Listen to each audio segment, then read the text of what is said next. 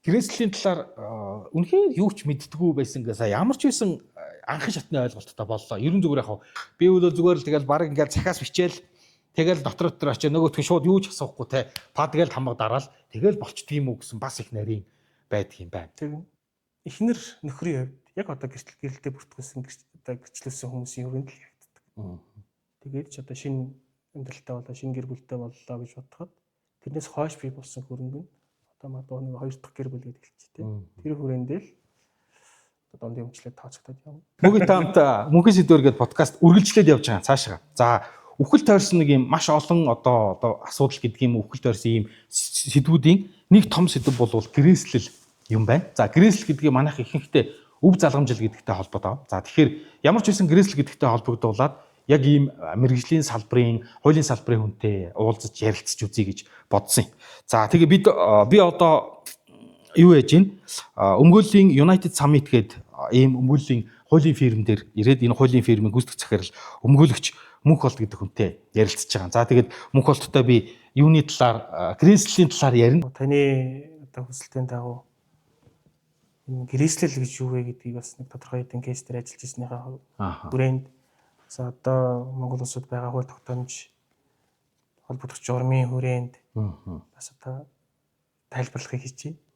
Тий. Олон та одоо хууль ярихгүй гэхлээр одоо хууль чигнээс хууль ярихгүй шүү гэж фастасныхаа өмнө асууж чагаар ярих юм болох гэдэг нэ. За ямар ч байсан би танаас асуугаал та өөрийнхөө зүгээс хариулах юм хариулаа. За энэ дээр чинь бол би үнэхээр хариулах юм алгаа гэдэг дээр бол би тэгэхээр нөгөө нэг сэтгүүлчнийхээ хувьд хитрхи өргөн асуугаад байж магадгүй. Дээрээс нь грэсл гэдэг ойлголт чинь өөрөө биднэрт баг шин тутам юм байна. Зүгээр аман цахаас гэдэг юм бол угаасаа л уламжлаад байж л байсан. Одоо эцсийн үг ч гэдэг юм уу те яман цахаас гэдэг юм. Грэсл гэдэг чи яг албачаад ингээд одоо хуулийн одоо юу гэдэг яг бичиг баримт болоод тэрийг нь бүр баталгаажуулаад магадгүй шүүхтэр тэр бичиг баримтаа барьж очиод явдаг ийм зүйл юм байна. Тэгэнгუთ хамгийн ихнийх нь бид нар бүр юу ч ойлгохгүй. Би бүр хит хэдэн хүнээс асуулаа. Грэсл хийн гэвэл яах вэ гэж мэдэхгүй. Мэдэхгүй л гэж ерөөсөө мэдэхгүй. Тэгээд грэслийг за ингээд би нэрээ грэслийг бичүүлье. Эрсдэлтэй нөхцөлд ажилладаг юмыг аж мэдхгүй. Гэт грэслийг бичихээр би өөрөө биччихээд тэгээд нотрот дээр очиод хамаг даруулах юм уу? Эсвэл хажуудаа заавал одоо хуульч өмгөөлөгч нэг хүн суулгаж байгаа. За би ийм хүсэлтэй байна. Ийм грэсл бичих юм уу? Зүгээр хамгийн ихний суурь нь би грэслээ хийе. Тэгэхээр одоо яг яана гэсэн үг. Хамгийн ихнийх нь. За тэгэхээр грэслэл гэдэг маань Монгол улсад яг өнөөгийн нийгэмд харьцангуй шин тутам. Тийм бах тийм. Соёл болж чадаагүй. Одоо Монголд нэг хоёр зүйл арай соёл болж чадаагүй гэж би бодоод байна. За. Гэрлэлтийн гэрээ грэслэл хоёр. Нэрээ тийм бах. Тий. Тэгэхээр одоо юу гэдгийг гэхээр грэслэл хэлчихээр одоо бас муу ёр. Тий. Одоо өглөө дудлаа барилаач гэдэг юм уу. Гэрлэлтийн гэрээ хэлчихээр одоо салахын цомдонч гэдэг юм тий. Энэ одоо монголчуудын нэг тийм байна. Оюуханы одоо энэ санааны нэг тийм соёл биш шүү дээ. Тэгэхээр хуульд бол энэ талаарх зохицуултууд бол маш ойлгомжтой. Байгаа. За. Тэгэхээр таны сая асууж байгаа асуултаас хоёр би нэг ялгаатай шугамыг гаргая гэж бодод байна. За. Нэгдүгээр яг одоо хууль тогтоомжийн хүрээнд грэслэл гэдэг ойлголтыг бид нар аль хүрээнд хэрэглэх юм бэ? Хууль засан грэслэл. Ердийн захиас гэдэг юм уу? Грэслэл гэж нэрлэе. Одоо яг энэ тохиолдолд грэслэл гэдгийг би яг хуулийн хүрээнд за нотариат дээр хийгдсэн. За. Тэгээ одоо яг эрх зүйр давхартай.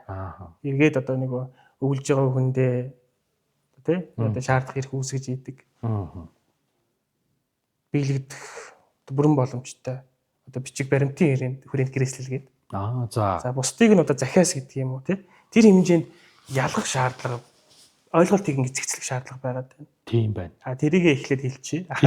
Тийм байна. Энэ бас нарийн. Тэгэхээр грэслэл гэхлээр одоо илүү захиасын шинжтэй зүйлүүдийг ойлгоод тэрийг яаж дараа нь хэрэгжүүлэх вэ гэдгийг тодорхойлох боломжгүй болчих гээд байдаг зүйл байгаа тийм. Тэгэхээр одоо юу гэдэг монголчууд маань шинэ үндсэн хууль гараад одоо хөрөнгөтэй, хувийн хөрөнгөтэй боллоо шүү дээ. Тэрнээс өмнө бүх юм нийтийн төрийн өмч байсан, амны өмчтэй байсан.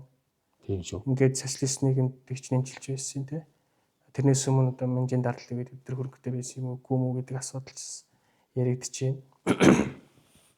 Тэгэхээр одоо нэг 30 гаруй жил зах зээлийн эдийн засаг шилжлээ. Хүмүүс тодорхой хэмжээнд ажил бизнес хийгээд хувийн хөрөнгөтэй боллоо. За тухайн үед одоо залуу зандан байгаад ажил төрлөө бизнесээ хийгээд эхэлж исэн хүмүүс өдөрт одоо ер нь насны хэвийгээд тэ ингээд дараагийн 2 дугаар үеийн одоо бизнес нь 2 дугаар үедээ шилжээд гэдэг юм уу тэ явж явах бас нэг юм зөвлөдөөс харагдаад байдаг.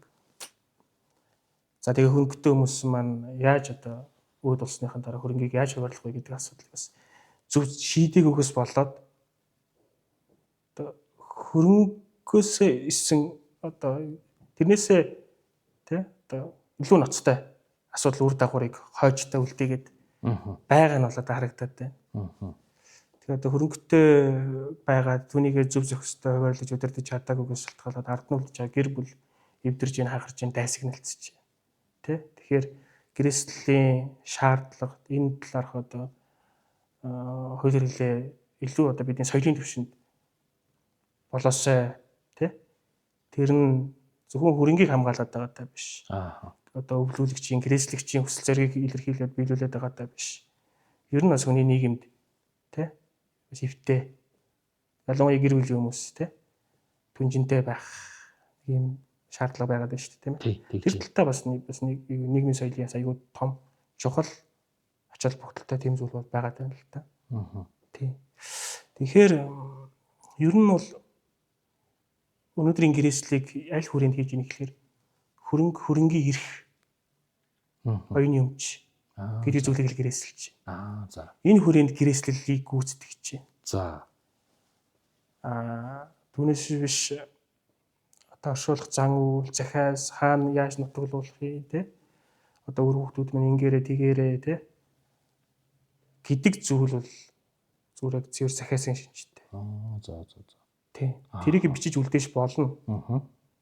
Авдартай хадгалаад те. Одоо сефэндээ хийгээд эсвэл өөр хүүхдүүдтэй өгөөд за намайг өөд болсны араас ингээрээ тэгээрээ. Тэр бол яг одоо зайлшгүй те биелэх тэр үр дагаврыг хууль зүйн үр дагаврыг үүсгэхгүй. Тийм байна.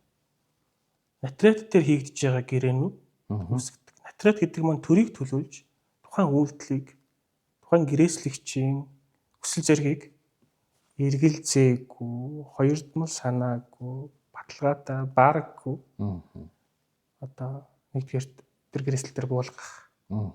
Яг энэ хүний үндсэн хүсэл зориг илэрхийлэл нь мөн гэдгийг нотлох. За. Тэгээд тэрийг хадгалах. Цаашлаад одоо өв нэгдээд одоо хүн гэрээслэгч нь өнгөрсөн тохиолдолд тэрийг одоо гэрээслэлээр өвлж байгаа хүнд танилцуулж тайлбарлах. Тэ? Энэ одоо үүргийг нотариат хийгээд байна. Өөрөөр гэрээслэлийг амьлуулж байна гэсэн. За. Амьлуулж. За, гэрээслэлийг тэгэхээр одоо хуульд яаж зохицуулж ийм хөрөнгөө нэгдүгээрт. Хоёрдугаар хөрөнгийн эрх гэдэг. Өнөөдөр газар эзэмших эрх гэж байна. Тийм. За, лиценз байна, компани байна. Тийм ээ. Одоо хувьц цаг үнэт цаас одоо юу гэдгийг эрх. За, оюуны өмч гэдэг зүйлүүд бол гэрээсэлж байгаа. За, гэрээслэл өөрөө зэрэгцээд юуг ярих шаардлагыг үүсгэж байна гэхээр хууль ёсны өвлөгч гэдэг ойлголт гэрээслэл хоёр өөр юм заавал хамт ярих ёстой зүйл болж байна. Тэгэхээр хууль ёсны өвлөгч гэдэг бол бас нэг дотроо 2 3 ирэмбиттэй. За. Одоо хүн өөд боллоо. Хөрөнгийг нэхэн авах вэ? За нэгдүгээр ирэмбит бол үр хүүхдүүд нь байна. Эхнэр нөхөр байна, эцэг эх байна. Үрчилсэн хүмүүс одоо үрчилсэн бас хамт тооцогдно. Хоёрдугаар ирэмбит бол эмээ өвөө. Одоо ач зээ гэдэг энэ. За. Арай жоо алсгалж байна тий. За тийм байна. За ингээд эдгээр хүмүүс байхгүй бол ачинцэр зэнцэр гэдэг ингээд явах одоо ирэмбүүд байдаг. Тэгэхээр эхний ирэмбит үр хүүхдүүд нь эцгийнхээ гэдэг юм уу тий. Ихийнхээ өвөөгийнхөө гэдэг юм ингээд хөрөнгийг хөвлөж аваад эсвэл өвлөж авах хүн байхгүй бол дараагийн эрийн бие өвлөгчийг шилждэг. Хоёрдугаар эрийн бие хоёрдугаар эрийн бие өвлөгч байхгүй, гуравдугаар эрийн бие өвлөгчийг шилждэг. Тэгэхээр бас өвөөс татгалзаж болдог. Өвийг авна гэдэг ойлголт үрийг авна гэдэг давхар үүргийг хүлээлгэж байна. За. Хууль ёсны өвлөгчийн хувьд ч тэр гэрээслэлэр өвлөгчийн хувьд ч тэр авч байгаа бол үүргийг нь давхар ав. Тэгэхээр одоо юу гэдэг нь зээлтэй хүн, өртөө хүн өнгөрлөө. Гэхдээ нэг юм тава ямаатай ч гэдэг юм уу тийм үлдээгээд хөрөнгийн хувьд нэг тийм чанархаад байхаар аваад байхаар бас ахиухан хөрөнгө үлдээгээгүй ч гэсэн үр ихтэй хүний тухайд яах вэ гэдэг асуудал. Тэгэхээр тэр үлж байгаа нэг хэдэн хөрөнгийг нь авлаа гэж давхар өрийг нь авах уу гэдэг сонголтын өмнө өвлөгч ирж байгаа гэсэн. Тийм байна. Тийм учраас одоо миний авж байгаа 5 төгрөг. За нөгөө талдаа тэр хүний үлдээс 10 төгрөгийн үр дийсэлж үзэх нь шүү. Тийм байна. Тэгэхээр татгалзах хэрэг байгаа гэсэн. За. Ялангуяа одоо нийтлэг байдаг зүйл одоо цалингийн тэтгэврийн зээлтэй хөшөө өнгөрлөө. За тий. Тэнгүүд нь банкнаас нь залгаж одоо та хүүхэд нь юм байна. Эхнэр нөхөр нь юм байна. Та энэ хүнийхээ үрийг бас төлнө шүү гэдэг шаардлага тавих юм л та. За. Тэгэхээр одоо зээлдүүлэгчийн хувьд тий. Одоо тэгэж болтгой өргөдүүдээс нь авъя гэсэн нэг юм шаардлага байгаад шүү дээ. Төсөл сонирхол байгаад шүү. За. Тэгэхээр дөнгөр л миний аавын тавьсан үр хэмжээ би төлөндөө гэж хүн яг бодож болно гэж болно л. За тийм. Гэхдээ татгалзах хэрэг байгаа гэсэн. За. Ямар тохиолдолд тэр үүрэгчийн гэхлээр эцгээс үлдээсэн нэг машиныг авчлаа. Тэ. Тэр ганц байсан хөрөнгө нь одоо нэг машин байл гэж бодъё л. Тэр бүгд нь авчлаа. За. 100% тэр одоо байсан хөрөнгө нь үйлчлээ гэж бодоход тэр хүний үрийг бас 100% харьцах гэдэг. Тийм байна. Тий. За тэгээд эхний ерөн бид одоо хууль ёсоор өвлөх хэд хэдэн хүн байж болно. Тэр хүмүүсийг тэнцүү хэмжээгээр хуваарлана гэсэн.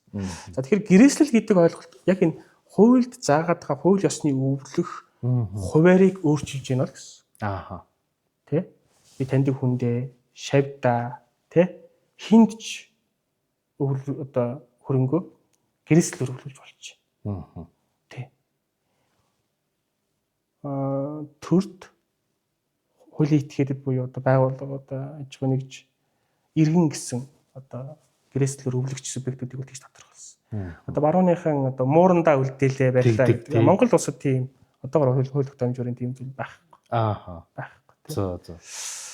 Тэгэхээр гэрээслэл хийгээ тэр гэрээслэлээр хөрөнгө өвлөгч өв хүлээ авч тэр очиж байгаа тохиолдолд тэр өв хүлээ авч бас татгалзах хэрэгтэй бас тийм шаардлага бас тодорхой тохиолдолд байж болох юм байна гэдгийг бас эндээс анхаарах гэдэг шүү дээ. Тийм байна тий. За гэрээслэл түрүүний хальт дурдлаа.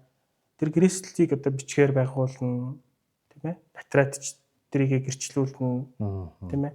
За натратын үйлдэл хийх заавар гэдэг байгаа. Тэрэнд гэрээслийг яаж хийх юм бэ гэдгийг бүгдийг наривчлаа тодорхойлоод өгсөн байгаа. Тэр ч уран морон бол одоо өнөөдөр хуулиас ч юм уу ингээд хайгаал болоод үсчихэд бол хүнд ойлгомжтой. Тэр нэг тийм сонирм биш баг. Тэгэхээр ер нь бол гэрээслэлийг одоо ойлгохдоо заавал натратчийн тусламжтайгаар натратын үйлдэлээр гэрчлэгдсэн гэрээслэлийг л бид нар гэрээслэл гэж зүгээр тооцсон шүү л гэдэг. Авчгаа ойлголт. Натратаар батлуулж ээж. Натратаар гэрчлүүлж ээж л тэр гэрээслэл. Тэгэхгүй болохоор яг нь натратаар гэрчлүүлэхэд бас хэд хэдэн бас айгүй чухал зүйлүүд байдаг. Нэгдүгээр тэр хүн маань гэрээслэл хийж байгаа хүн маань эрхцэн чадамжтай буюу 18 наснд хүрсэн.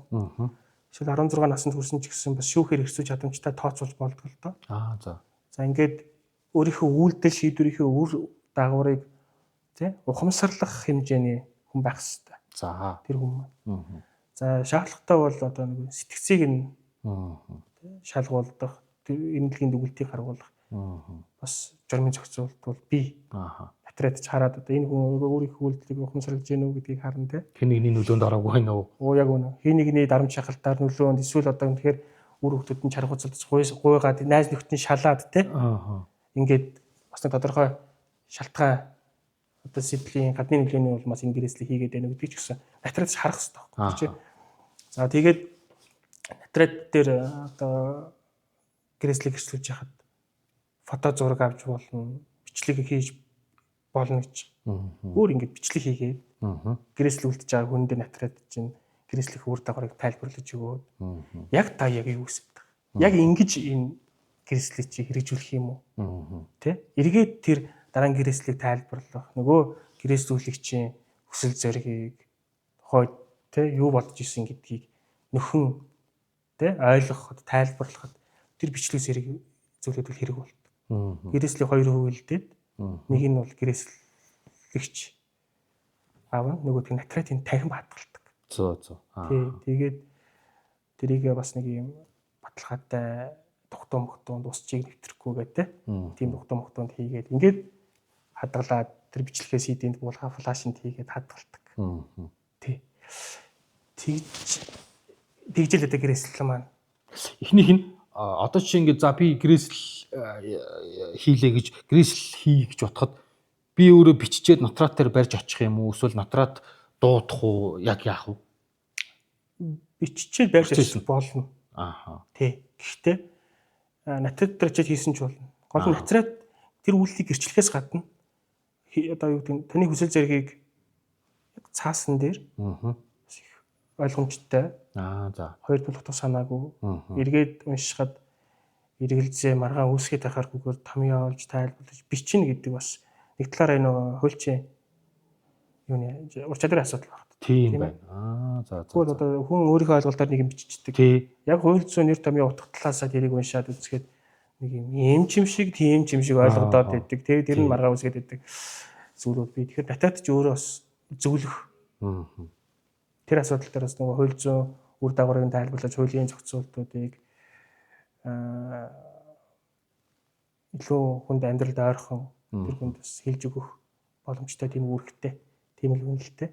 Тэгэхээр та нөхөр баараггүй гэрээг одоо юу гэдэг зүгээр энгийн тохиолдолд за би үүд болоход миний энэ байрыг тэр аав шүү. Тэ? Ингээд биччихэд бол за ерөнхийдөө хүн ойлгомжтой тэ. Гэтэл ингээд нэг компани орж ирлээ тэ. Компани хувьцаа орж ирлээ. Тэр компани ч өөр авлага инээ тэрэг л аюул олон зүйл байгаа гэдэг. Тэр гэрээслэл биелэх үед энэ компани байхгүй асуудал, үр ширтэй байх асуудал тааж мэдгүй шүү дээ. Тэ тэр үедээ лиценз одоо лицензтэй байсан компани тэр үед лиценз нь хураалгацсан ч байх юм уу? Тэ гих мэдчлэн ийм олон зүйлүүд байх учраас энэ тохиолдолд яах вэ? Ингэсэн байвал яах вэ? Гэдэг өөрөөр хэлбэл ийм бас нэг юм потенциал нэг юм хувилбарууд тийм байна. Маргааш үүсэж болно шүү дээ. Тэ? Тэгэхээр натрат тэр мэдчлэн зүйл дээр оролцож бас хуульж оролцох, өмгөөлж оролцох. Одоо шалтгаан тэр юм да. Тийм байна. Тий. Тэгээд хадгалсан гэрээслийг өг нэгдэх үед буюу одоо гэрээслэгч үүд болох үед натратч гаргаж өвлөгчд гэрээслэр өвлөгчд танилцуулдаг, тайлбарладаг. Би зүйл байх. За гэрээслийг өвлөхдөө бас нэг анхаарч бас мэдээсэй гэж хүсэж байгаа зүйл гэрээслэл гүйцэтгэгч гэдэг нэг хүнийг томилж болно. За би гэрээслэл үлдлээ. За. Тэгтээ энийг би миний гэрээслийг та гүйцэтгэж шүү намайг үүдэх үед дараа хүүхдүүдэд маань танилцуулаад тий миний захиасыг одоо хэлээд тий тэгээд дараа нь одоо гэрээслийг гүйцэтгэх үед та одоо мэдж байгаа шүү. За энэ хүн тэгж гэрээслэл хийсэндээ тэр нь тэнд байгаа да олдохгүй бол магадгүй натратынхаа танхимаас очиж аваад тэр гэрээслийг зохиосноо дагуу хүүхдүүдэд мэдээлээд гүйцэтгээд эргээд тэр өвлөгчд тайлбарладаг, тайлгнадаг.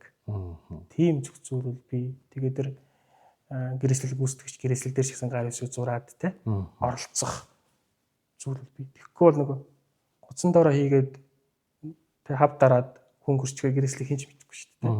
Гэрээслэгдсэн гэдгийг ч мэдэхгүй. Ингээд үлдчихвээ гэдэг юм боломж байгаа учраас хин нэг бас гэрээслэл гүйцэтгэгчээр тамилж бол миний яг хуулийн дагуу ажиллах надад байна. Тийм байна. За тэгээд өөр бусад одоо зүйлүүд бол илүү захиасын шинжтэй юм байна. Тийм. Тэгээ би юу яасан? Энтэй холбоотой нөгөө шүүх цэгийн рүү орлоо. За. Шүүх цэгийн рүү ороод ингээд бүр албаар ингээд өв залгамжлал гэрээсэлтэй холбоотой маш их хэрэг байна бүр тэнд. Ингээд маргаан. Тий. Тэгээд ерөөс ингээд нөгөө нэвтрүүлэгт бэлдээд ингээд явж исэн. Зүгээр ингээл санамсаргүйгээр ингээд түлхүүрэг нь бол гэрээсэл өв залгамжлал гэдэг ингээд хайхаар хэрэгнүүд гараад ирж байгаа юм л. Тэгээ зүгээр цахын хоёр хэрэгийг ингээд задлаа татангууд хойд өмнөх одоо гэр бүлийнх нь хоёр хүн. Тий ингээд өмнөх гэр бүлээсээ салчаад байжгаад хоёр дахь гэрэлтээ хийгээд ингээд амьдарч байгаа өнгөрөнгүүт өмнөх гэрэлтийнх нь одоо эхнэр хүүхдүүд нь хоёр дахь гэрэлтийнх нь эхнэр хүүхдүүд хоорондоо ингээд нөгөө нэг өв залгамжлал дээр маргалдаад тэр нь ингээд шүүхээр дамнаад бүр хідэн удаагийн 2-3 удаагийн юм уу шүүх дамжаар ингээд явцсан ийм хэрэг байна. Тэгээд тэрэн дээр гэрээсэл байхгүй. Тэгэл ерөөсөө ингээд тэр чинь хичнээн ч тогтоод маргалддгийг. Тэгэл би тэндээс ер нь бол гэрээсэл чи ер нь хэлж чухал юм байна гэж ойлголоо шүү дээ. Тим хэрэг л аюух байдаг юм байна. Би зөвхөн хоёрхан хэрэг татж гараад ирсэн тийм. Яг уу ерөөсөө гэрээсэл байгаагийн үндсэн хоёр дахь шалтгаан юм л дээ. Нэгдүгээр хөрөнгийг хуваарлж. Тий. Гэрээслэгч санаа зорилго хүслийг биелүүлж гэрээслэгт. Хоёрдугаар тэр гэр бүлийг хамгаалаад байгаа байхгүй юу? Өөрөөр хэлбэл нөгөө хууль ёсны өвлөгч гэдэг нэг тийм хүмүүс ард нь үлдэж шүү дээ. Хин нь авах юм бэ гэдэг асуулт. Тэгээд баг хөрөнгөгүй байснаасаа ч илүүгээр ардаа гайвалтэйгээд бүүн хэрэгүүл гомдлолтой бүрстэй. Тий. Тэгээ нөгөө үнэхээр эхний амьдрал хоёр дахь амьдрал одоо хойд урдах гэр бүл эхнэр нөхөр гэж байгаа бол үр хөвгүүд гэж байдаг. Яг энэ амьдралын тухайд бол бас бүр илүү төвхтэй байдал үүсгэж байна. Тийм. Тэгэхээр ер нь бол өмнөх гэрлэлтээс одоо өмнөх хүүхдүүдээ тий хүүхдүүдэд одоогийн одоо буруу хэлэх гэж магадгүй тий өмнө гэрлээ салцсан амьдралын тий одоо хүүхдүүд ээж дээрээ ч юм уу ингээд стандартыг хийж болно. Одоо би шинэ амьдрал захиагаа дахиад үр хүүхдүүдэд техниктэй байж болно тий. Тэр хин өвлөгч юм бэ гэхээр төрсөн хүүхдүүд нь бүдэр өвлөгч. Тий. Өмнөч вэ, одоо ч вэ. Аль альнийх нь хувьд л одоо эцэг нь. Тийм учраас бүгд л ижил хэмжих хэрэг. Тэ? Хин альныгаа их хайрлаж байгаагаас тэ одоо бид хүүхдүүдэд ялгана гэж юусэн байхгүйгээс хойш тэд ижлэхийн хэрэг байгаа. Юуны хувьд эхнэр нөхрийн хувьд яг одоо гэрэлтэй бүртгүүлсэн одоо гэрчлүүлсэн хүмүүсийн өрөөнд л явагддаг. Гэрэлтийн баталгаатай хүмүүсийн хооронд л тэр хууль ёсны одоо өвлөх асуудал хэрэг. Нөгөөдөө энэ нөгөө гэр бүлийн дундын эмчилгээ төрөнг гэдэг ойлголт бас байдаг. Тэгэхээр өмнөх эхнэр нь нөгөө одоо магадгүй хөрөнгөө шүүхээр хуваалгаад өөртөө ноогд гэсэн аваад одоо салцсан байгаа тохиолдолд одоогийн зүйл төрөл ярихгүй шаардлага гарах хэрэггүй. Тэгээд ч одоо шинэ амьдралтай болоо шинэ гэр бүлтэй боллоо гэж бодоход тэрнээс хойш бий болсон хөрөнгө нь одоо магадгүй нэг хоёр дахь гэр бүл гэдэг хэлчих тийм. Тэр хүрээндээ л одоо дундын өмчлөлт тооцогдоод явна. Тэгэнгүүт одоо магадгүй би нэг амбал дөрүүлээ байлаа гэж бодъё. Тэ? За. Тэгээд за нэг 100 төгрөгийн хөрөнгөтэй бай. Яг нэг гэр бүл бүртгүүлснээс хойш, гэрэлтэй гэрчлүүлснээс хойш би болсон дундын өмчлөлийн хөрөнгө гэж тооцоод би дөрөвний нэг нь л ав. Үлдсэн одоо өмнө 2 хүүхэд байна, тэ эхнэр байна гэж бодоход тэ. 25 төгрөгтэй. Би байна гэсэн. Гэтэл энэ 25 төгрөгнөөс би үүд болоход бүгд өвлөгчд зохиосоор өөрийнхөө хуваарийн дагуу аавна. Өвлөн гэсэн. Тийм учраас л энэ хоорондын маргаан үсэт. Өмнөх гэр бүлээс ч гэсэн те шаардлага гаргаад иддэг. Тэгэхээр одоо ингээл хүмүүс хоорондоо сайдч юм уу. Тэр нөгөө нэг юуг би цааш ингээд жоох уншлаа л да. Шүүхийн протокол байлээ л те. Тийм тэгсэн чинь тэрэн дээр тэгж яахгүй. Дандаа өмнөх гэр бүлийнх нь хүмүүс болохоор ингээд хүүхдүүд нь болохоор өө би ингээд аавыг ингээд сахиж хахад аав надад тэрийг аваараа гэж ярьсан. Гэнгүүт хоёр дахь гэр бүлийнх нь хүмүүс болохоор үгүй аав надад ерөөсөө тийм хэлээгүй. Эднэр тусдаа гарцсан би эднэрийг тусдаа гарахт нь одоо бүх ингээд хурим найрыг нээгээд ингээд өөрийнхөө зүгс өгсөн эднэр дээр одоо өгөх юм байхгүй. Одоо чи ингээд миний энэ байр майрыг авнаа. аав тэгэж ирсэн гэ. Нөгөөдөл нь үгүй би аавыг өмнө нь очиод ингээл аав муудаал ирэхэд аав надад миний хүүд би чамайг энэ юмнээс өгнө гэж ярьсан гэ. Тэгэл ерөөсөө ингээл дандаа л нөгөө нас орсон хүн рүүгээ л тэгсэн ингэсэн би тэгэж хэлсэн гэд. Тэгээ тэр чи хин гэрчилж байгаа гэхээр би тэр ойлгоно байсан. Тэгсэн. Тэг имлэгт байсан. Очиод уулзсан ингэсэн. Тэгэл ерөөсөө ингээд тэгэл би тэндээс тэр нөгөө тэгэл ерөөсөө хоёлаа үгүй биний зөв би яг тэгж хэлсэн. Үгүй аав надад хэлсэн. Тэгээ баг ингээд хоёуланд нь л чамд өгнө гэдээ ингээд хилцсэн юм шиг нэг юм ойлголттой. Тэгэл тэрнээсээ болоод муудалцаал ингээд хэрэлтэй идэх юм байна. Тэдрийг хинж мэдэхгүй шүү дээ. Тий харин тэгээд тий. Тэгэхээр яг үнэхээр одоо өөр хүмүүс нь одоо ойлгоод тий миний захиасыг ягштал биелүүлж чадна гэвэл одоо бүгдээ суулгаж жагаад сайхан хуваарлаад ингээд захиасаа бичээд хилээд за эсвэл гараараа бичээд үлдээгээд тэрийг нь хүүхдүүд нэвтэ хуваагаад авчвал одоо хамаа бич. Тий. Тэр захиас бичээд үлдээе. За магадгүй одоо би тэрийг тэнд өгнө гэж загтал бичээд үлдээчихлээ. Тэгэнгүүт нөгөө нэг хүн за том хүн ч юм уу тий. Аав надад энийг өгсөн. Ингээд бичсэн байгаа зү. Тэгэхээр нэг бий л аав. Тэнцүү хуваахгүй. За гэж хэлж чадахгүй гэсэн. Дүүнэр нь үгүй танд өгсөн байж болно. Гэхдээ надад хууль ёсны өвлөгчийг ирэх байгаа. Тэ энэ натрат өргөжлүүлэх учраас наад чи одоо юу биш ээ гэд. Яг одоо нөгөө бас нөгөө хүмүүсийн хүн ёсны нэг ахмадаа тэ эцэг ихээ хүндлэх захиасыг нь биелүүлэх гэх мэт нөгөө хүний дотоод сэтгэлийн асуудал руу ухамсарын асуудал руу чиг хүмүүжлийн асуудал руу чиглээд шүү дээ. Тэр тийхгүй бас байж болно. Хуулийн хүрээнд би авнаа хуулийн ёсны өвлөгч нь гэж үзээд шаардлага гарах хэрэгтэй. Энэ тохиолдолд шүүх гэрээсэлгүй бол тэгэл бичгээр бичсэн юм байна. Гэхдээ надад чи ирэх зүгээр дагавар бий болохгүй. Тэ. Тэм учраас одоо хэдийгээр танд өгнө гэж авч бичсэн юм байна. Гэхдээ дүүчийн нийтлүү хувь их хэрэгтэй байна гэж шүүх шийднэ. Харин тийм байна. Тийм. Бүр яг наадахтай ч холбоотой хоёр дахь кейс нь бичсэн байгаа юм. За. Бүр яг бичсэн байгаа байхгүй юу? За ингээд одоо хоёр дахь гэрлэлтий. За би ингээд одоо эхнийхээ хүүхдүүд дээр бол гурвангийн би сургууль сургасан, төлбөрийн төлсөн. За хурим найрыг нь хэлгэсэн. Хүүхдүүдтэйгээ би харилцаа, энгийн сайхан харилцаатай байсан. Одоо бол хоёр дахь гэрлэлтийнхээ хүүхдүүдэд би зүгээр надад компани байхгүй. Зүгээр би одоогийн амьдарч байгаа байраа энэ хүүхдүүдтэй өгнө. А тэднийг бол би хоолнд нь хүргэсэн. Өөрөөсөө байр саваа бэлдэж яваарай гэд хэлсэн. Гэт тэрийгээ бүр ингээд яг ингээд бичсэн байгаа. Тэгсэн чинь хоёр дахь эхнэр нь тэрийг нь гаргаж өгч явах ингээд манай өгний ингээд өөрөө бичээд өөрийнхөө гараар бичээ гар үсгэж зурд онцороо тавьсан байна гэдэг. Тэгсэн чинь тэр шүүхтэр маргаан нь наадах чи манай аав бичиг биш үү?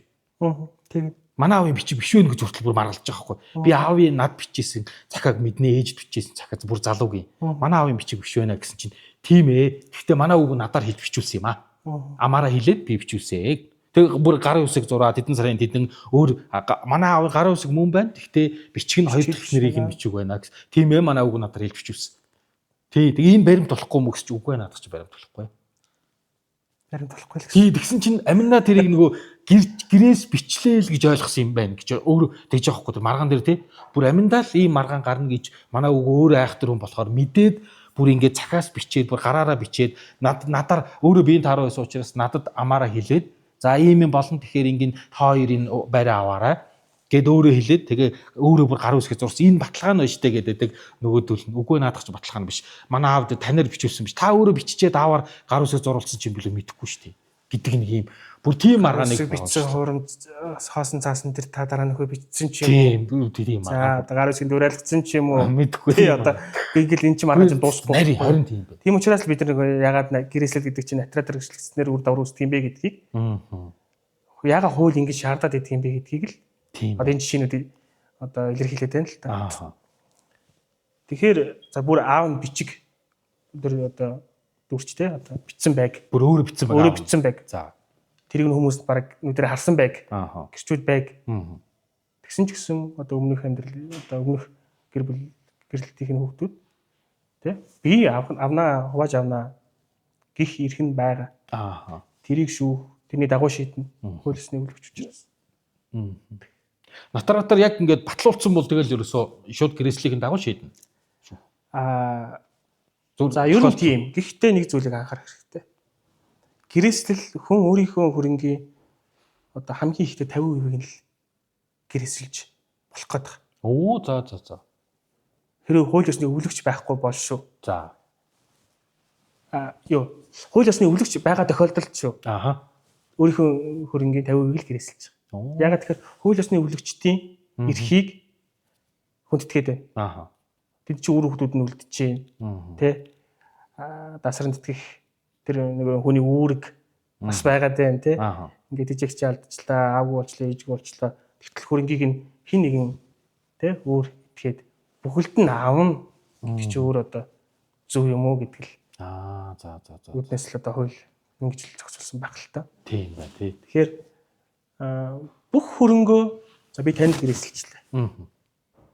Энэ гэрээслэлийг яаж хэрэгжүүлэх вэ? За гэрээслэлийг уултал натрэдч тэрийг одоо шалгана гэсэн.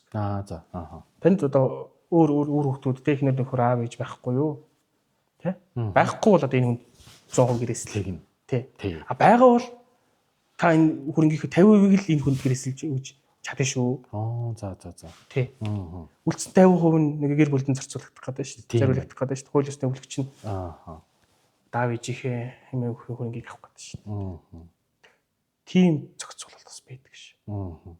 Тэр нэг юуг бас нөгөө гэрээслэлээ шинжлэх гэж байнга шинжилж яадаг ийм жишг байд юм л да. Одоо баруун ертөнцийн бол ингээл хэдэн зуун жилээр ингээ явцсан тогтцсон бүх юм нь тодорхой болсон нийгэм тий. Тэгэнгүүт ингээ нөгөө гэрээслэлээ чи ингээ эхлээд гэрээслэлтэй ингээ бүх хүүхдүүдэд оруулсан байснаа. За ингээл амьдрал ирээн бараанаас болоо тий. Зарим нэг нь бүр гэрээслэлээсээ буцаж дахиж шинжлэхтэй гаргаад бүр өөр одоо юу гэдэг те өвлөгчийг нэмж оруулаад ч гэдэг юм уу эсвэл гэрээслээ ингээл байнга шинжилээд идэх хүртэл ялангуяа би нэг уулчны тэмдэглэл өмссөн. Тэгээ уулчид бол байнга гэрээсэл бичдэг. Гэрээслийг бичихтэй байнга шинжилж бичдэг. Тэгээл тэгээ том өндөр уул руу гарахтаа би эрсдэлтэй учраас эргэж ирэхгүй гэж магадгүй гэдэг ингээ бүх гэрээслээ шинжилдэг. Тэгэхээр гэрээслээ бас шинжилдэг юм байна те. Шинжилнэ. Улсын хэмжээнд гэрээсэлтэй холбоотой нэг л бүртгэл явж байгаа. За. Тэрийг одоо натратын танхимаас бүртгэлийн дугаар муугаар нь олгоод тэндээ хадгалаад явчихсан. За. Тэгэл шинжилгээ гэвэл өмнөх гэрээсэл хүчин болол явна гэсэн. Тэрийг шинжилгээхдээ бүрэн шинжилж байгаа юм уу, хэсэгшин шинжилж байгаа юм уу те? Хоёр машиныхаа нэг нь би танд өгнө гэж хэлснийгаа те? Энийг бол би өөр хүнд өгөхөр болчлоо. Тэр нь бол хിവэрээ тэрэндээ шүү гэдэг. Одоо шинжилэгдсэн хэмжээндээ шинжилэгдэн хүчингү болгож бас болно. Тэ. За гэрээсэл дээр ингээд за өв залгамжлал гэдэг дээр гэрээслэлээр илүү тодорхой яваад байна. Тэгсэн бас нэг ийм одоо тохиолдол гэдэг юм уу сүүлийн үед гарч байгаа нь би ингээд нөгөө яг хөлийн тухайн ингээд подкаст хийгээд олон шашны хүмүүстэй уулзлаа. Тэгээд тэд нөгөө одоо камерын ард гэлээ гэдэг шиг тий сүүлийн үед чи ингээд нэг хүн өнгөрөхөд гэрт нь бүр ингээд 3 шашинтай 3 өөр төрлийн шашинтай хүүхдүүд байна. Тэгээд ингээд нөгөө талигаач маань тэгж ингэж нутаглуулаараа гэж хэлээгүйгээс болоод бүр тэр чин бүр тэрэн дээр ингээд хүүхд болгон өөр өөрийнхөө дутаглуулах гад тийм тэгээ бүр ингээд нэг маргаан гардаг юм байна. Энийг ер нь хинээ ээлжин за хөрөн гэдэг дээр биш юм а гэхэд ядаж за намайг ингээд одоо ингэж нутаглуулаараа гэдэг юм уу. Тэгээд маргалдаж хамгийн сүүлд нь айлын хамгийн том гэдэг утгаараа ирэх биш хамгийн томынхон шашнаар гэж байгаа шүү. Их дурамчхан нөгөөдөл нь гэхдээ хамгийн томынхон одоо өслийн дагуу айлын том гэдэг утгаараа буддийн шашнаар ингээд юу яаж байгаа маа. Тэгэхэд христчэнтэй ч гэдэг юм уу одоо мэдгүй өөр шинтэй хүүхдүүд нь бол жоохон дурамчхан тэрнээсээ болоо жоохон үл ойлголцол гарсан. Одоохондоо монголчууд учиргүй ингээд одоо тийм өхөл ахцал зовлон тохиолдсон байхад хэрэлдээд тах нь гайгүй байна. Тэгтэл тэр тал дээр бас ер нь эвгүүл байдаг юм байна гэл. Тэгээд тэр сүулдэ ингээд баг сэтгэлдээ юм бодоол үлдчихдэг. Дараа нь ингээд явцын дунд бол ер нь тэгэл би аавыг уг нь ингэж нутаглуулах байсан юм да гэд. Нэг кейс байгаа аахгүй. Аав нь сүмд явдаг байж, хэрсэн сүмд явдаг байж. 3 хүүхэдтэй, 2 хүүхэд нь нэг нь бүр яг ингээд буддийн шний энтгэл бүр сургууль сурч ийсэн. Тэгээд болцсон. Одоо ингээд хар болсон гэдэг юм уу.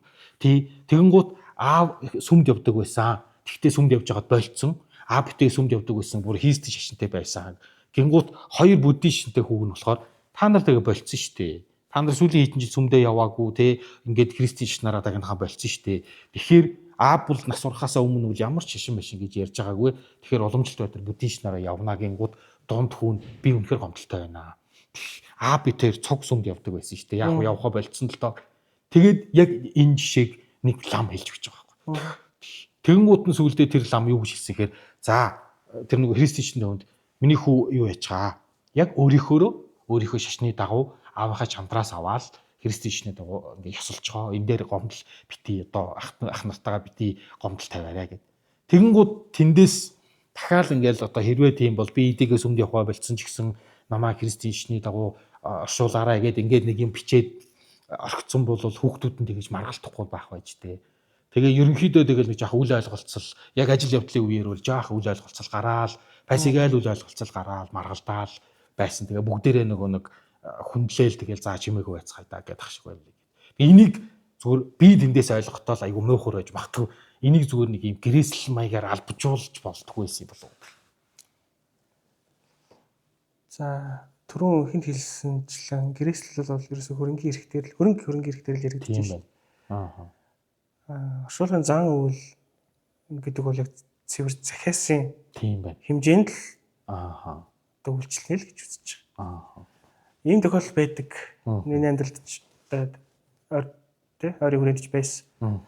Тэгэхээр бүр бичээд үлдээсэн ч тэрийг нь мөрдөхгүй гэж одоо гэр бүлийн шийдээд болоод явахаар л байна. Тэрийг тэр захиас бичээсийг одоо зайлшгүй ягштал мөрдүүлэхтэй холбоотой одоо тийм боломж байхгүй болчиход. Тийм хууль зүгээр дагаврыг үүсгэсэн. Тийм шинжин байхгүй л гэсэн үг. Өөрөөр хэлбэл одоо хүүхэд нь зөвхөн өсвөр насндаа байхдаа тий магадгүй Христийн сүм дээр түгэж жаад өнгөрлөө гэж бодоход эцсийнхэн зөвшөөрдөг байж байгаад тий хүүхэд нь гэхдээ бичсэн байг л одоо бүр тий тэгсэн ч тий одоо бодгийн шашнаас оршуулна гэхэд тэгэл тэр гэр бүлийн л асуудал болчиход. Тийм байна. Гэхдээ ядаж захиж бичих нь их чухал байна. Тий. Мэдээж телегачийн тий санаа сэтгэл бодол итгэл үнэмшлийг хүндэтгэж байна. Бид нар бас нэг тийм юу байна шүү дээ тийм ухамсар байгаад байна шүү дээ тий. Уулна. Тий. За хэдийгээр одоо бид гэр бүлэрээ одоо бодгийн шашинтай байна. Гэхдээ энэ хүн ингэж хүсэж байгаа бол одоо хүсдээр нь үлдъя. Тий гэдэг бүр бичээгүй бол энэ маргаан бол их гарах бах. Ядаж бичээд тэгээ хүнд одоо захиж хэлээд тий явсан бол тэрийг одоо хонь үлдэж байгаа хүмүүс гэр бүл нь бас харгалзан шийдэх бах. Харгалзан л гэж одоо ойлгоход болох юм л тий. Түрүү би таны ярианд дундаас нэг юм нэрээ ийм нөхцөл байж болох юм нөгөө гэрээсэл хийчээд ингээд за ингээд бүр яг ингээд нотрат дээр очиод гэрээсэл хийгээд гэрээслийг хийчээд тэрийг хүнд ч хэлээгүй. Тэгээд ингээд нас орчвол тэр хүн гэрээсэлтэй байсан энийг тэрийг нь ер нь бол мэдэхгүй юм. За тийм тохиолдол зүгээр ингээд амьдрал баялаг болохоор байж болох юм байна гэж бодлоо. Ингээд гэрээсэл хийцэн тэрийг хиндч би ер нь гэрээсэл хийцэн шүү мүү гэж хэлээгүй. Айгуу тийм үү ярлаад байна гэдэг юм уу те. Тэг гэрээсэл хийцэн гэдэг огт хиндч хэлээгүй байжгаад гинт ингээд зурдаар нас орчлаа гэж бодоход тэр хүн гэрээсэлтэй байсныг ч мэдэхгүй тэгээд ингээд өнгөрөх тохиолдол байх уу. За би бол гайг байх гэж бодож байна. Ягаад тэгэхээр натратын танхим өөр бүх гэрээслэлийг бүртгэдэг. Одоо нэг иргэний бүртгэлээс мэдээлүүд нь те. За. Ингээд интеграц хийгдээд тэнд хүн өнгөрлөө те. За энэ хүн гэрээсэлтэй энийг одоо ингээд өвлөгчд нь танилцуулах барих ажлыг натрат хийхээр натратын үйлдэлийг журам дээр бас нэг иймэрхүү агуулга харагдаад байдаг. Би яг практик дээр тохиолдож мэдхгүй байгаа учраас ерөнхийдөө тийм боломж натрат гэрээслэлийг тайлбарлах дараа нь одоо үнийгдэх үед нь одоо танилцуулж гардуулах зохицуултууд бол журамд байдаг. Тэгэхээр тэр хүрээнд явах баг. Тэрнээс сэргийлэхэд бол хин нэгэндээ захиж хэлж гэрээслэл гүйцэтгэгч гэдэг хүнийг томилох. Тийм байна. Ойлголтыг ороод нөгөөтэйгүр өвийг авах хүнд ч гэсэн хэлж үзүүлж болно. За би өөрт чинь гэрээсэлч шүү. Гэрээсэл маань энд байгаа шүү тий. Тий. Гэрээслийг үлдэхдээ хүсвэл оролцуулж болно. Тий. Тэгээд тэр мэрийг бичлэгтэй хийгээд ингээ явж болно. Би гэрээсэл ингээд бичээд нотратаар баталгаажуулахдаа зөвхөн нотрат бит хоёр байх уу эсвэл заавал хөндлөнгийн нэг гэрч байдаг юм. Нотрат нь өөрөө ингээд гэрч болоо явдаг юм уу? Ер нь зөв гэрч хэрэггүй юм. Яа тийм бол. За натраттайгаа ганцаараа байж болно. Тий. Натрат чи өөрөө гэрч. Тий. Гэхдээ ер нь бол ингэх нэ. Тэгэхээр нотратаар баталгаажуулаагүй өстө би өстө цахаасаа ингээд бичээд үлдээчлээ. Уцсан дээрээ бичлэг хийгээд явсан ч тэр бол албан ёсны юу биш. биш болоод. Яагаад тэгэхээр тэр хүн магадгүй 10 жилийн өмнө нэг бичлэг хийгээд үлдээчихлээ. Яг нас барахтаа тэр хүний хүсэл сонирхол яг тийм байсан болов. Тэр үед ярьж ирсэн нөхцөл байдал хөрөнгө чинээ өөрчлөгдсөн байж таараа. Магадгүй гэрээслэл хүлээж авах хүн байгаа юу байхгүй юу гэл айгүй олон амьдралын тийм байна тий. Грэслэлтэй би ингээ нөгөө грэслийг айгүй тийм нөгөө мэдтгүүгээс болоод одоо нүд нэгдэж эхэлж байна л да тий. Тий, ерөөсөө ингээ грэсл гэсэн чинь ерөөсөө л грэсл чинь дандаа л хуулийнхаа хүрээнд бол ерөөсөө л өв хөрөнгөл юм биш тий. Тэрнтэй холбоотой. Тэрнтэй холбоотой эрх зүйн зохицуултууд байдаг юм байна. Тийм ээ. Тий. Ерөн зүгээр яг та энэ хуульчийн хүрээнд ингээд ийм кейс дээр ажиллаж ирсэн гин манайхан нийтлэхээрээ зүгээр та хуульчийнхаа хүрээнд дүгнэхээр ер нь бид нар грэслэл хийж байна. Ер нь бол харцсангүй одоо энэ соёлд ер нь бид нар суралцах ёстой гэж одоо би өөртөө нэвтрүүлгээр дуграалгаа. Гэхдээ л тэр өхлийн тухай подкаст энэ одоо хэд хэдэн хүмүүст гисэн байлаа. Яг грэслийг яриа. Бид нар грэсл хийж чадахгүй байна. Грэсл хийхгүй байна. Хийхгүй байснасаа болоод үл ойлголцол төрөөд байна. Тэгээ бид нар чинь заавал компани эзэн болохоор л юм уу эсвэл нэг юм хөрөнгөтэй хүн грэсл хийдэг гэж ойлгоод би тэгж ойлгоод байсан чинь үгүй надад бол нэг төрөөс юм юу байгаа шүү дээ. Нэг 3 өрөө байр байгаа. Тий лизингийн төлөөл явж байгаа тэр чинь ингээл миний тодорхой хэмжээний өв байгаа. Юуг нь одоо ч гэсэн зээлийн төлөө явж байгаа машин байгаа ч гэдэг юм уу. Тэр чинь ч гэсэн тэгэл хөрөнгөндөө ороод явж тийм ээ л дээ. Би бол найзуудтайгаа маазраад чи манд ямар юмных нь хөрөнгө байхавтай тэгээ би иж доо хогоороо грэсл хэвдэж гал. Тий. Тэг хүн ер нь сэтрхий зүүн дээр ч хэлдэж болдог. Нэрэлдэхний дотор нэг хэдэн барины шилэн дээр одоо хэдэн чатаар явдлаа, шүгтлээ барьлаа гэдэг юм кейсүүд ч байдаг. Тэ. Тэгэхээр ардаа үлдэж байгаа үр хөвгтүүд нь одоо хөрөнгийг үнээр одоо хувааж авахад маргаа үүснэ, барина гэдэг ийм илэрхий хүнд нэг юм ойлголт төрвөл тэгэл гэрээслүүлж байх зайлшгүй шаардлагатай байгаад хөрөнгөтэй байна уу байхгүй байна уу хамаагүй. Тий. Ядчил хүн одоо 79 шиг хөвцөтэй байгаа. Тий. Тэгээд одоо бас харьцангуй гэрээслэл залуун ч гэсэн хийдэг болчихлоо. За. Тий. Надад яг тэгэж гэрээслэл дээр ажиллаж исэн кейс байгаа. Тий гэрээслэл хийхэд нь хөл зүйн зөвлөгөө өгчсэн. Тий. Гэрээслэл хийхэд яг зүгээр энэ таны асууж байгаа сэдвээс жоохон хайлж магадгүй. Гэрээслэл хийхэд нэг төвөгтэй зүйл гэрээслэл хийж байгаа төлбөр жоохон өндөр санагдаад байна. За. Нэг хөв байхгүй хөрөнгөний тухайн гэрээслэж байгаа хөрөнгөний нэг хувиар материал үйлчлэгээний одоо хураамж авдаг. За. Тэгэхээр 100 сая хөрөнгө за магадгүй нэг 500 саяын байр байлаа гэхэд 5 саяын төлбөрийг материалд төлөх нь л дээ. За 10 тэрбумын хөрөнгөтэй хүн гэрээслэлээ 10 тэрбумын хөрөнгө гэрээслэж байгаа хүн бол